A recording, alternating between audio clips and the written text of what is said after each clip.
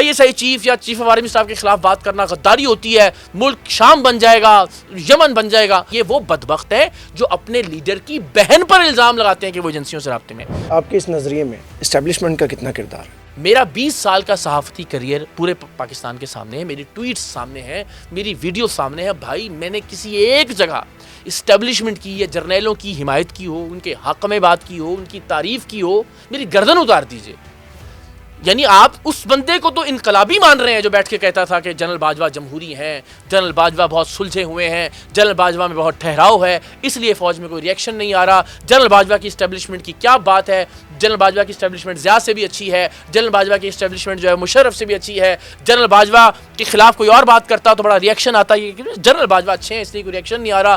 ISI chief یا chief of army staff کے خلاف بات کرنا غداری ہوتی ہے، ملک شام بن جائے گا، یمن بن جائے گا. اس آدمی کو تو آپ انقلابی مان رہے ہیں جس آدمی نے 20 سال میں ایک لفظ کسی جرنیل کے حق میں نہیں کہا، نہیں لکھا، اس کو آپ ٹاؤٹ کہتے ہیں. تو ان کے ان الزامات کو میں ردی کی ٹوکری میں اس لیے پھینکتا ہوں کہ یہ وہ بدبخت ہے جو اپنے لیڈر کی بہن پر الزام لگاتے ہیں کہ وہ ایجنسیوں سے رابطے میں.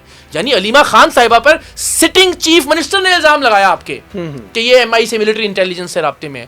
تو یہ آپس میں جب ایک دوسرے کو سارے غدار اور ٹاؤٹ اور کہہ رہے ہیں تو ان سے کیا ہی ان کے ٹاؤٹ کہنے پر یا اس پر ناراضگی کا اظہار کرنا. فرسٹریٹڈ لوگ ہیں، بیچارے پریشان حال ہیں. مجھے لگتا ہے کہ ان کو بھی ایک رستہ دکھانا چاہیے اور طریقے تہذیب سے بتانا چاہیے کہ بھائی حل یہ نہیں ہے جو آپ کر رہے ہیں، حل یہ ہے جو میں آپ سے عرض کر رہا ہوں. جب بھی یہ الزام لگاتے ہیں میں پھر بار بار یہ کہتا ہوں کہ بھائی نظریہ ٹھیک ہے یا نظریہ غلط ہے، اس پر بات کیجیے کہ کیا نوجوانوں کی ایک جماعت ہونی چاہیے جس کے اندر جمہوریت ہو، کیا نوجوانوں کو آگے آنا چاہیے، کیا نوجوانوں کی اس جماعت یا پلیٹ فارم میں الیکشن کے ذریعے لیڈرز منتخب ہونے چاہیے، کیا لیڈرز کی ایک مخصوص مدت متعین کی جانی چاہیے، کیا ایک عام اور مڈل کلاس آدمی کو اپنی قابلیت اور میرٹ کی بنیاد پر الیکشن لڑ کر آگے آنا چاہیے.